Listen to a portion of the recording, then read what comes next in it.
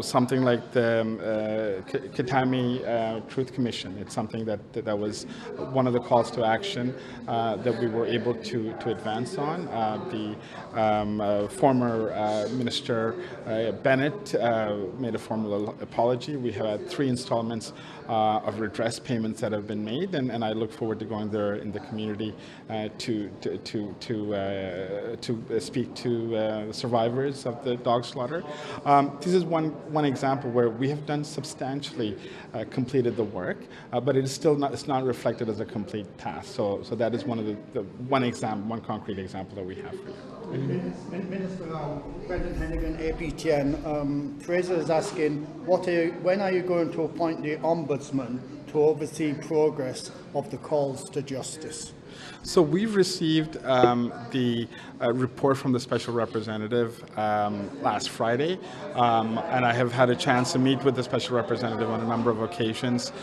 She presented at the Indigenous Federal Provincial Territorial meeting in February, and it is work that we need to do. I think as part of the report is for our department to be able to consult with the Indigenous partners as well as survivors and others to see what the next steps ought to be.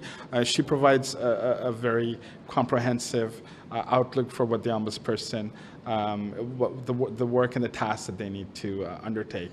But we're very confident that we will be able to move forward with the support and consultation of Indigenous Just to follow up, do you have an exact date when the Ombudsman would be appointed, or when they would be seated to their job?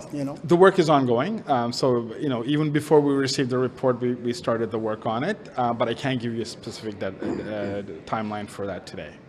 So former interim National Chief Joanne Bernard said this morning that there is a lot of commitment for making these reports with the government, but there hasn't been a lot of commitment in regards to funding after they are implemented.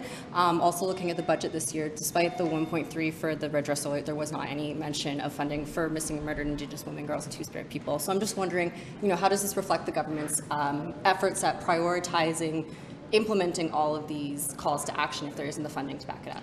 Well, the calls to justice is fairly broad. And when we look at the 231 calls to justice, they include issues such as housing, shelter, transitional housing, range of other supports, policing, changes to corrections. And if you look at the budget, although it doesn't specify that it is for MMIWG, there are some significant investments that are going towards issues like policing, as well as housing. We have, as per the Urban Rural Northern Housing in budget 2023, we have $4 billion. An additional $1 billion came in this year.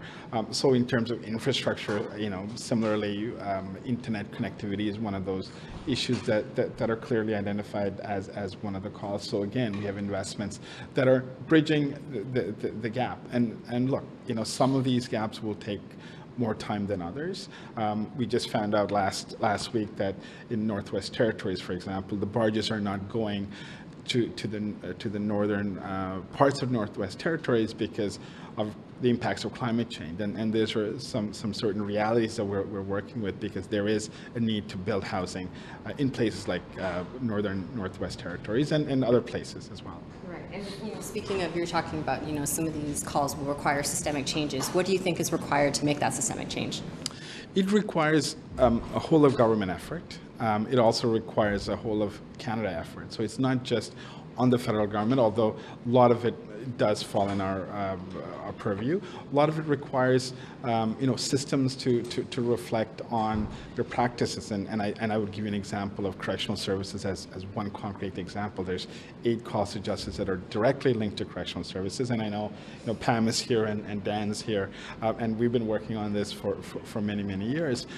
We have now an Indigenous Deputy Commissioner who is appointed, and that is a call that's been there for many years, and as part of their task is to be able to implement some systemic changes.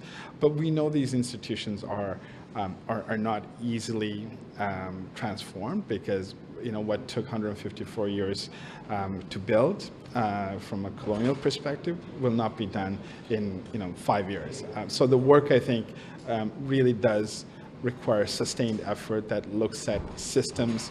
And when we look at the debate in there, right, for example, we worked on C5, which is changes to the mandatory minimum penalties.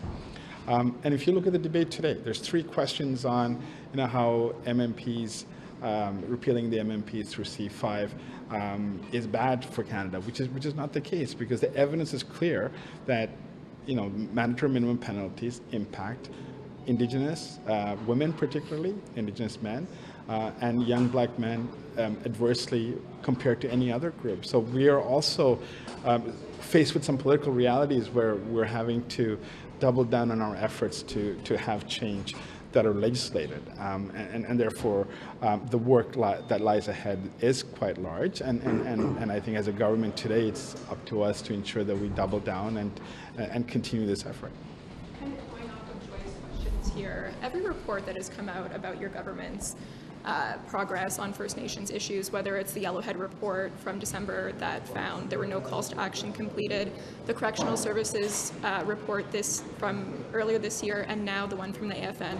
At what point does your government sit back and say, what we're doing isn't working, we need major substantive changes if things aren't moving forward?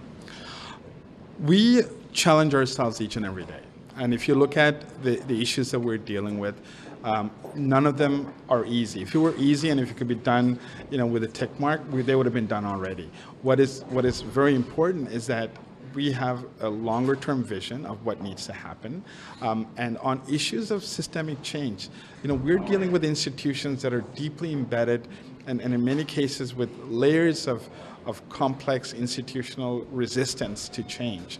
And when we talk about those institutions, part of it, the responsibility is with the House. And I think we've made some significant progress. But part of it is also the institutions that exist that are very resistant to change. So that is, I think, the work that really lies ahead for us. Look, there isn't a single day that passes where I don't believe that we're going on the right track. What frustrates me, and I'm sure it's frustrated everyone who's had my role, is the pace of this change. And as frustrating as it is, I fundamentally believe that this is a crisis that we can end. This is not something that we can continue for another generation. We know that there are many survivors that I met today, who are deeply impacted, who continue to live with the trauma. There's, 4 generations who are impacted by the passing of just one woman who spoke today, Bridget. Her mom spoke today outside, and it really impacts communities in a deep way. So governments cannot ignore this, right? Governments need to continue the efforts, and I think as a government, we have made some significant strides. We have had unprecedented investments. We have repealed, for the first time in Canadian history, rolled back some of the mandatory minimum penalties for the first time, which we know is one of the most important things in terms of incarceration. But we still have a lot more work to do.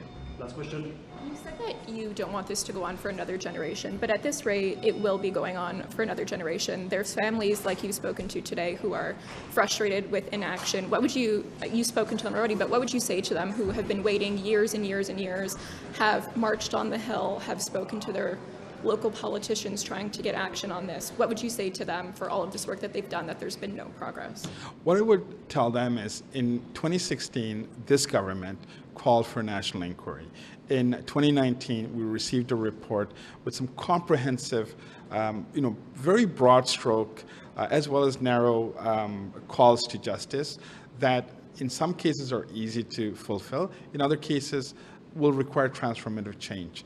Every single year we are advancing. This is in fact the first year where we've had, actual reporting and a deeper dive into what work we've completed so far, because it is a whole of government approach.